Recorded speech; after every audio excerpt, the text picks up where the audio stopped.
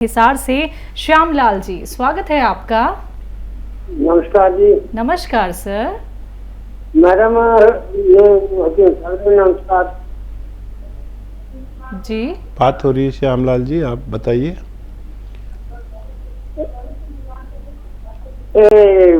Thyroid जरा कमजोर करता है, उसका क्या इलाज है? बात आपकी समझ में नहीं आ पाई, दोबारा बोलिए। हेलो मैडम साहब, बोलिए।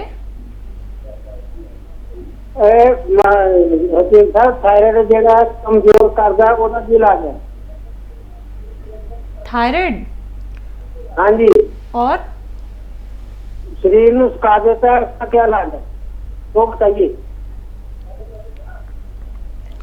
आपको थायराइड है कमजोर करने वाला? थायराइड कमजोर करता है तो उसका क्या इलाज है? थायराइड जो कमजोर करता है उसका क्या इलाज है? और देखिए, सबसे हाँ पहले जी। तो जी गौर से सुनिए। थायराइड दो प्रकार के होते हैं, एक मोटा करने वाला और एक कमजोर करने वाला। अगर किसी को कमजोर करने वाला थायराइड है तो एक तो याद रखें कि ये मोटा करने वाले से भी खतरनाक है। तो एक तो हर वक्त अपने पास कुछ खाने का रखा करें, चाहे बिस्कुट हो या कुछ भी हो, कि जब आपको भूख बहुत लगती है। और ये रोग ऐसा है कि अगर आप पूरा किचन का सामान भी खा जाएं फिर भी ये आपको दुबला करता ही रहता है। तो एक तरीका है कि खूब खाएं पिएं और वो चीज़ें खाएं जो ऑयली होती है, यानी दूध पिए चर्बी वाला, और राजमा खाएं, भिंडी खाएं, ऐसी ये जो आपके काली दाल जिसे कहते हैं, उड़द की दाल या उड़द, ये खूब खाया करें। लुआब वाली चीज़ें जिसमें राला होता है, और वो धनिया, आंवला और मेथी, तीन चीज़ें खरीद लें। धनिया 300 ग्राम, मेथी 100 ग्राम,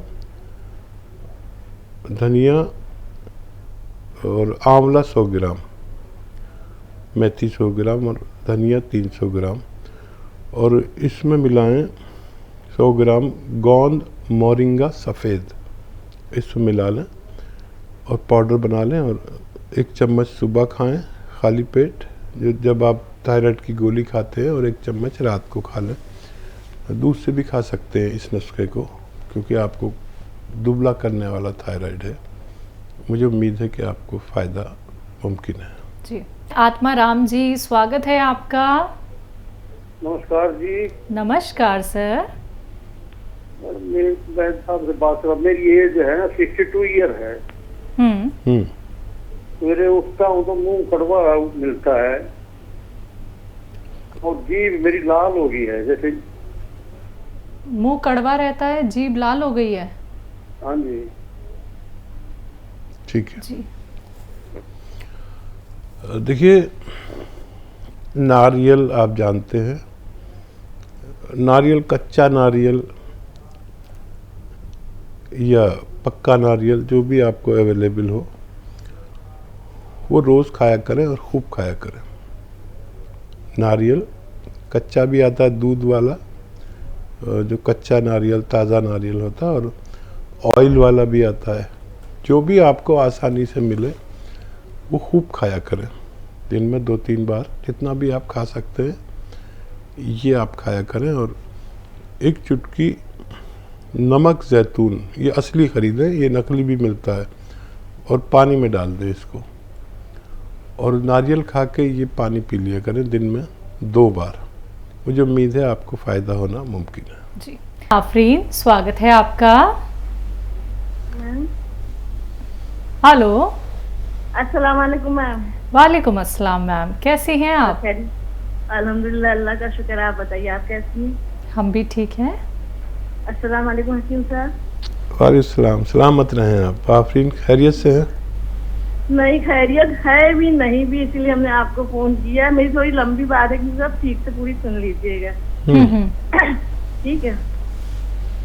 1 महीने पहले जब हकीम साहब आप बोले थे तो तब हमने आपसे बताया था कि मेरे हाथ में मतलब दर्द ऐसी हो रही है, तो आपने कहा था डॉक्टर को दिखाओ। तो हमने डॉक्टर को दिखाया तो उन्होंने देखा तो उन्होंने कहा कि उन्होंने दवा दी। उन्होंने कहा जकड़न भी बहुत और सब जांचें भी कराई। तो जांचें कराई, अल्हम्दुलिल्लाह जांचें सब नॉर्मल निकली। जकड़न थी तो उन्हें डाउट था किसी और चीज का, उन्होंने उसका एक्सरे वगैरह कराया, वो भी अल्हम्दुलिल्लाह सब नॉर्मल निकला। उसके बाद उन्होंने जो है फिर हमने ECG कराया। ECG में चाय पी के हमने करवाया था, उसमें से हल्की सी बस धड़कन बड़ी निकली।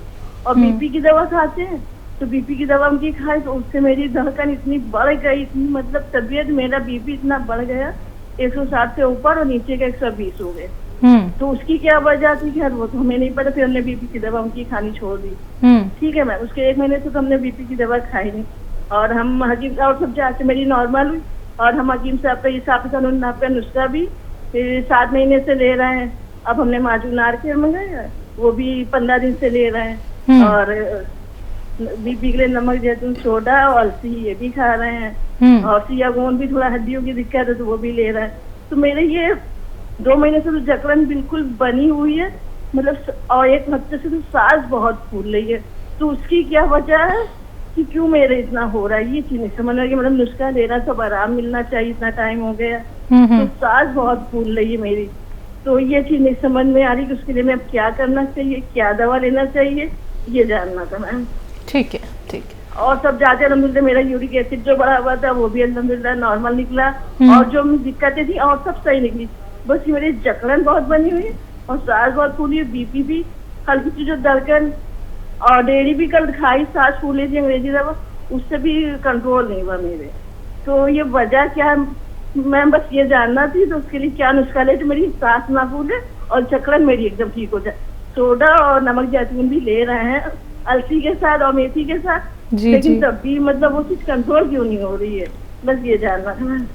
ठीक है मैम, ठीक है। ठीक है मैम। हाँ देखिए,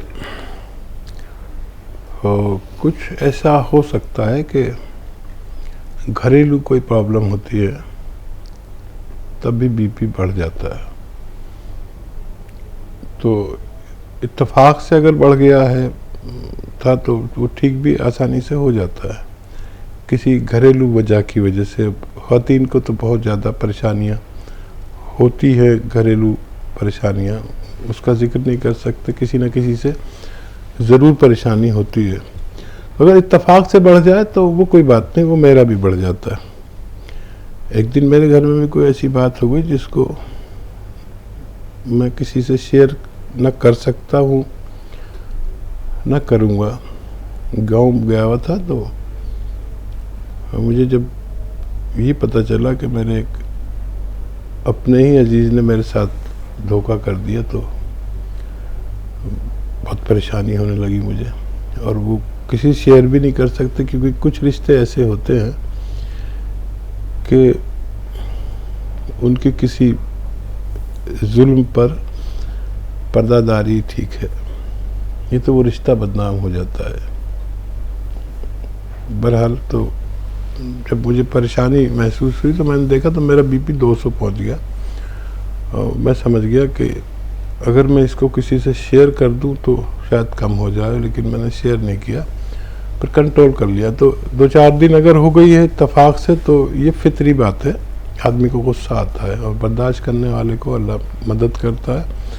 लेकिन मैंने इसलिए वो पर्दा कर लिया कि अगर हम किसी के ऐप को पर्दा रखेंगे तो कल क़यामत के दिन अल्लाह हमारे ऐबों पर भी पर्दा कर देगा।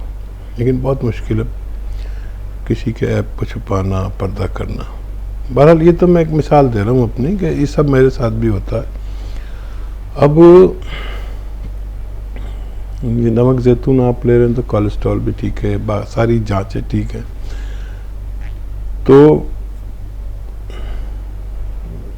वो जो नुस्खा मैं बताता हूँ, अदरक, लहसुन, नींबू और ये असली जैतून का सिरका, इन सब का हम वज़न यानी बराबर बराबर वज़न का जूस निकालें और मिक्स करके कम से कम एक टाइम ज़रूर पीना लगे, 3-4 चम्मच रात को सोते में पिएं, तो इंशाल्लाह फिर ये भी परेशानी जाती रहेगी। जी। सलमा कर्नाटक से, स्वागत है आपका। अस्सलाम वालेकुम मैडम। जी वालेकुम वालेकुम अस्सलाम। अस्सलाम। हाँ, मेरे 3 सवाल हैं मैडम। पूछिए। सलमा आपकी आवाज़ बहुत कम आ रही है। माजून आर केयर और ए केयर दोनों सेम है क्या? माजून आर केयर और एक ईयर। ए केयर, ठीक है। और कुछ सवाल? ठीक है जी। और सलमा दरअसल ये दोनों एक ही हैं, क्योंकि माजून आर केयर मीठी होती है या माजून के रूप में यानी पेस्ट के रूप में सब लोग उसको पसंद भी नहीं करते। ये 2 वजूहात से ये माजून आर केयर हालांकि बहुत अच्छी दवा होती है, तो ए केयर भी बनाया गया ताकि कुछ लोग पेस्ट के तौर पर कोई दवाई खाना पसंद नहीं करते, तो कैप्सूल फॉर्म में ए केयर को इस्तेमाल कर सकते हैं। लेकिन इन दोनों के फ़वायद यानी फ़ायदे एक से ही है। जी। अफसाना, स्वागत है आपका। हेलो। अस्सलामुअलैकुम। वालेकुम अस्सलाम मैम। मैंने ही जैतून का शीशा मंगाया था, जो मेरे मुँह पे पालिश मारा है ना, हाँ हाँ। तो कंपनी से मंगाया था नहीं से, मगर अभी तक वो 2 महीने 1.5 महीना हो गया, खत्म भी हो चला वो, मगर उससे कुछ मुझे फायदा नहीं लग रहा, मगर मेरे को ऐसा लग रहा है कुछ और ज्यादा हो चुका। तो दर से ये कहना चाह रही हूँ कि थोड़ा कुछ ऐसी दवा बता दीजिए मुझे कि उससे फायदा हो जाए। 2 महीना हो चुके हैं, हकीम साहब से बात करके ना मैंने जैतून का सीता बोला था उन्होंने, वो ले रही हूँ मैं, मगर उससे कुछ मुझे फायदा ही नहीं लग रहा। ठीक। तो आप कंट्रोल मत हटिए, मेरी हकीम साहब से बात करा दीजिए। और ये बस यही कहना चाह रही हूँ कि मुझे जल्दी से मुझसे फायदा, जैसे कुल्ली करते अपन तो साइड से निकल जाता है वो अपन, और एक आँख से आंसू जाता है। ठीक है, ठीक। ज्यादा मेरी बहुत परेशानी, और मेरे को कोई शुगर भी नहीं है और ब्लड प्रेशर भी नहीं है, ये 2 चीज तो है ही नहीं मेरे को। ठीक है मैम जी।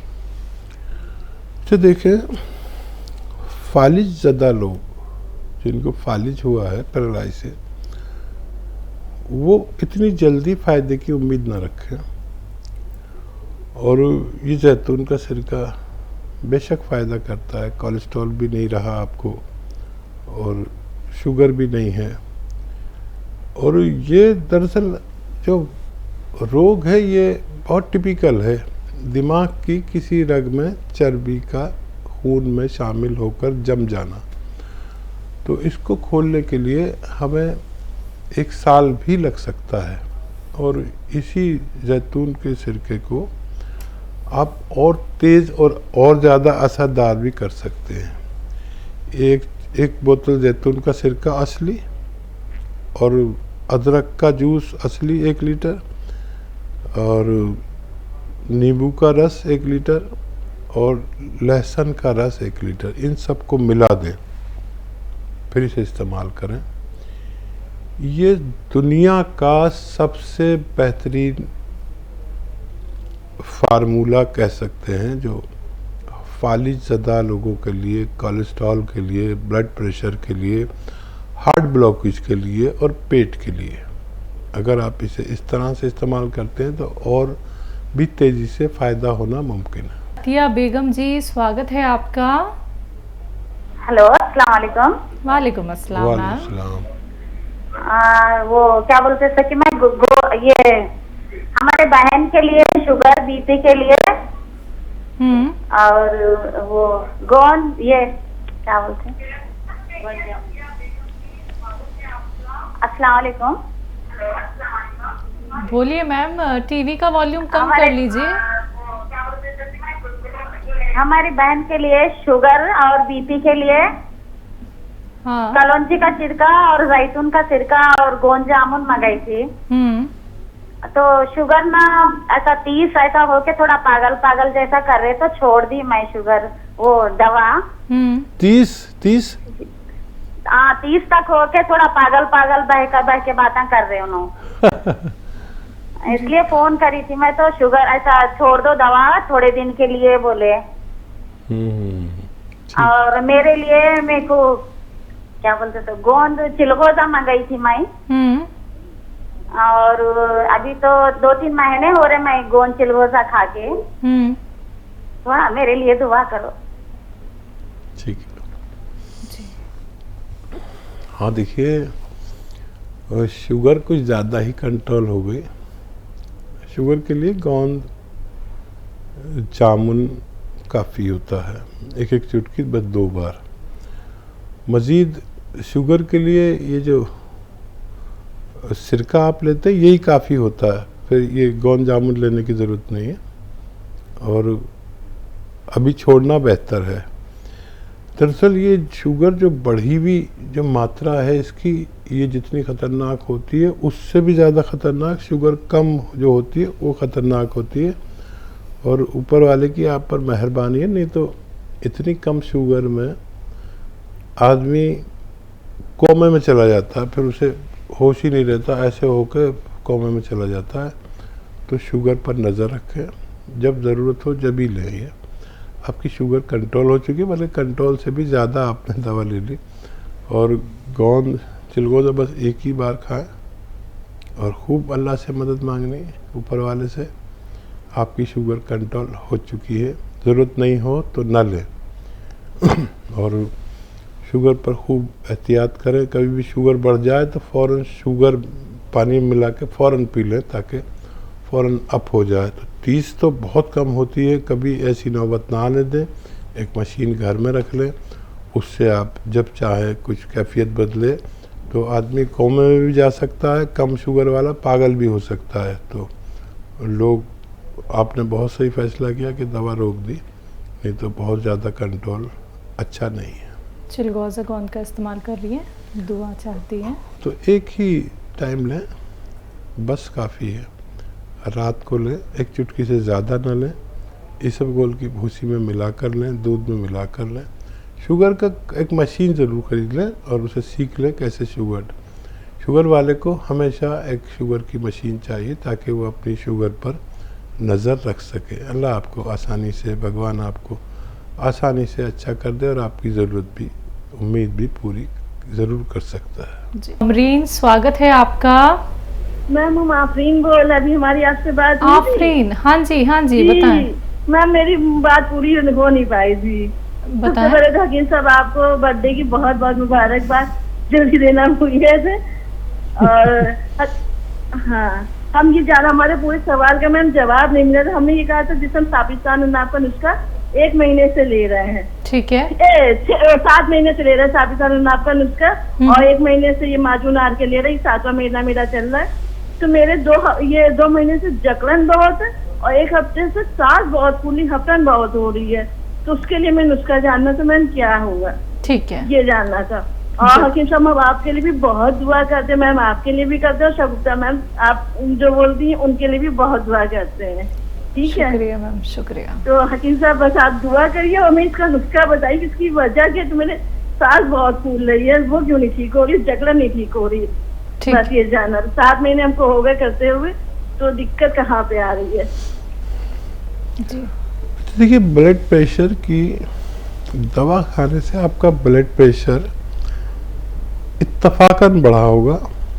हम अक्सर ये सोचते हैं कि हमारा ब्लड प्रेशर बढ़ गया और ये खाया था, तो इत्तफाकन कभी बढ़ जाए तो आप फिर से खा सकते हैं ब्लड प्रेशर की दवा। और बहुत अच्छी दवाएं होती हैं एलोपैथ की, वो भी आप ले सकते हैं। इत्तफाक से ब्लड प्रेशर बढ़ जाए तो उसको, दवा को दोष ना दें, फिर एक बार खा के देखें। फिर ब्लड प्रेशर की मशीन भी हमारे घर में होनी चाहिए, और अब तो इलेक्ट्रॉनिक आ गई, उससे अंदाज़ा हो जाता है। मैं भी रखता हूँ अपने लिए। तो ऐसा कभी सुना नहीं कि ब्लड प्रेशर की दवा खाने से ऐसा ब्लड प्रेशर बढ़ गया। बाकायदा कम करता है ब्लड प्रेशर। और दवाएं तो आप खा ही रहे हैं पूरी तरह, मुझे नहीं लगता कि आपको किसी और दवा की ज़रूरत है। और माजून आर केयर आप अगर फ़ायदा हो गया तो उसे छोड़ भी सकते हैं। वो नुस्खा जो इसके खांसी और इम्यूनिटी से मुताल्लिक आप ले रहे हैं तो उसे छोड़ भी सकते हैं। बैठे बैठे अगर सांस फूलता है किसी का तो समझ लीजिए फेफड़े की प्रॉब्लम है, और अगर चलने से सांस फूलता है तो समझ लीजिए दिल की परेशानी है। ये तय करें कि आपका बैठे बैठे फूलता है या चलने पे फूलता है। तो नुस्खा तो आप ले रहे हैं, हार्ट ब्लॉकेज भी हो तो निकल जाना चाहिए। और मैंने बताया कि आपको कि अगर बहुत ही तेज़ी से काम करने वाला नुस्खा बनाना है तो जैतून का सिरका और ये अदरक का जूस 1-1 लीटर लें, और लहसुन का जूस 1 लीटर और नींबू का जूस 1 लीटर, इन्हें मिला लें और ये पिया करें। ये उससे बहुत ज़्यादा तेज़ असर और दुनिया का बेहतरीन घरेलू नुस्खा है। ये भी आप इस्तेमाल करके देख सकते हैं। जी सुनीता जी, स्वागत है आपका। नमस्कार मैडम। नमस्कार मैम। मैडम मेरे 5 सवाल है मैडम। पूछिए। मैडम जैसे जो मेरी यंग लड़की है वो स्कूल जाती है मैडम, तो उनको ना थोड़ा सा जैसे आपस में ये टांगे वगैरह गिरती है मैडम, तो उनको लाल निशान हो जाते हैं, तो कई बार जख्म हो जाते हैं। तो उन लड़कियों को जो यंग होती है काफी परेशानी होती है, तो वो जैसे ट्यूब वगैरह यूज करते हैं तो फिर भी उनका ये जख्म जाते नहीं है मैडम। जख्म हो कैसे जाता है? जो जख्म हो जाते हैं मैडम, लाल निशान हो जाता है, या जैसे जख्म हो जाता है, ठीक हो जाता है, फिर ठीक हो जाता है, फिर ठीक खराब ठीक हो जाता है, इस तरह चलता रहता है। ये जो 20-22 साल की यंग लड़कियां होती है ना मैडम, जो कॉलेज वगैरह जाती है। हाँ मैडम। अच्छा, खुजली तो नहीं होती है? और एक भी है मैडम, मेरी गुड़िया की उम्र 22 साल है मैडम, तो वो गोंद मरीना लेती है तो उसे यूरिन बहुत ज्यादा आता है। वैसे भी उसे ज्यादा तो आता है, लेकिन जब उनके वैसे वो अलसी वगैरह यूज करती है, लेकिन जब वो गोंद मरीना लेती है बालों के लिए तो उसे यूरिन बहुत ज्यादा आता है। ठीक है। तो उससे क्या करे वो मैडम की, वो उसी यूरिन जैसे वो कई बार मैडम क्लास में जाती है उसे बहुत प्रॉब्लम आती है, तो बार काफी दिक्कत आती है मेरी मैडम। ठीक है, ठीक है। और दूसरा सवाल मैडम, कोई जैसे मौसम बदल रहा है मैडम, होंठ पैर भी फटने लग जाते हैं मैडम ठंड में, तो इनका क्या इलाज है मैडम? ठंड में क्या होता है? हाथ पैर फट जाते हैं? हाँ जी, पैर होंठ वगैरह फटने लगते हैं सर्दियों में मैडम। और ये जो नारियल, चौथा सवाल है मैडम, जो नारियल हम पीते हैं मैडम, ठीक है, ठंड में लिया जा सकता है? नारियल वगैरह जो हम लेते हैं ठंड में पी सकते हैं मैडम? नारियल पानी? हाँ जी, हाँ जी। ठीक है। हाँ जी, हाँ जी, ये सवाल है मैडम। और एक और मैडम मेरी बात है मैडम, मैंने हकीम जी से वेट किया मैडम, मैंने एक बार पहले भी बोला था मैडम, मेरा हकीम मिलने का इरादा है, आप मेरी ये समस्या दूर कीजिए मैडम। ठीक है मैम। हाँ ठीक जी, है। मैं बहुत मजबूर हूँ मैडम, पर मैं मजबूर ना होती मैं आपको नहीं बोलती। आप सबको खुश करते हैं मैडम, मुझे भी कीजिएगा खुश। जी सुनीता जी, भगवान आपको खुश रखे। इतनी विस्तार से आपने सारी बातें बताई, लेकिन एक बात नहीं समझ सका कि निशान कहाँ यहाँ होते हैं उनके, या अंडर ग्राउंड कहीं? हाथ पैरों पे हो जाते हैं लाल लाल निशान, बाहर निकलती हैं तो घर से। अच्छा, ठीक है। और ये कोई भी स्किन का रोग हो, निशान हो, खुजली हो, और ये आपको यहाँ तक के मुहासे हों, और ये हो जाता है, सोराइसिस हो जाता है, दाने फोड़े फुंसी, स्किन का कोई भी रोग हो तो अलसी को भूनकर, हल्का सा भूनकर और पाउडर बना के रखें, आधा चम्मच अलसी खिलाएं और 1 चुटकी नमक जैतून खिलाएं, तो ये सब जाते रहते हैं। और ये जो बच्ची को पेशाब बार बार आता है तो हाँ, इससे पेशाब ज़्यादा आ सकता है। तो इसको जितनी खुराक बच्ची लेती है उससे आधी खुराक दिया करें, और उस वक्त में दिया करें जब बच्ची स्कूल से वापस आ जाए, तब फिर वो उसको बर्दाश्त भी कर पाएगी। और आधी खुराक दिया करें। किसी किसी को पूरी खुराक तेज़ होती है, उसके लिए पोटेंसी ज़्यादा हो जाती है, तो आधी खुराक भी दे सकते हैं, यानी आधा ग्राम। अच्छा, नारियल पानी जो है वो मिजाज में ठंडा प्रवृत्ति का होता है। तो जो लोग खांसी नज़ले के रोगी हैं उनको और ज़्यादा खांसी नज़ला कर सकता है। तो जो लोग ऐसे हैं जो नारियल पानी से उनको खांसी नज़ला हो जाता है तो वो उसे इस्तेमाल ना करें, बल्कि 1 चम्मच नारियल का तेल, खाने वाला, मालिश वाला नहीं, सर में लगाने वाला नहीं, खाने वाला, और उसकी जगह ले सकते हैं। तो इसका तेल गर्म होता है नारियल का, लेकिन पानी इसका ठंडा होता है। कुछ लोगों को ये नुकसान भी देता है, यानी नज़ला खांसी कफ कर देता है। तो इस हिसाब से लें। और नारियल खाना, नारियल मोतदिल होता है। जो नारियल आप खाते हैं कच्चा नारियल, वो ना गर्म होता है ना ठंडा होता है। तो इसको दोनों लोग ले सकते हैं जो भी इस्तेमाल करना चाहें। हाथ पैर फट जाते हैं ठंड में? अच्छा, देखिए, हाथ पैर फटने के लिए मॉइस्चर की ज़रूरत है, और जितना आप मॉइस्चर लगाएंगे, यानी कोई भी तेल, तो उतने ही आपके हाथ पैर कम फटेंगे। और घर में भी सर्दियों में वो तेल उस पर लगा के सोया करें। और अगर ज़्यादा फटे हुए हैं तो गर्म पानी में अपने पैर डाला करें हफ्ते 10 दिन तक, और इतना गर्म हो कि आप सहन कर सकें, और उसको पैरों से रगड़ते रहें, ऐसे करके रगड़ते रहें। तो हफ्ता 10 दिन में पैर बड़े खूबसूरत हो जाते हैं। और जिस पानी में आप डाल के बैठते हैं पानी रोज़ काला सा हो जाता है। और फिर तेल लगा के मोजे पहन के सो जाया करिए। ऐसा आप करेंगे तो पैर बहुत खूबसूरत होते हैं। और मेरे पैर तो मेरी बहनें अगर कभी देख लेती हैं तो उनको इतना पसंद आते हैं कि वो कहती हैं, सुलेमान तेरे पैर जो हैं तेरे मुंह से भी अच्छे हैं।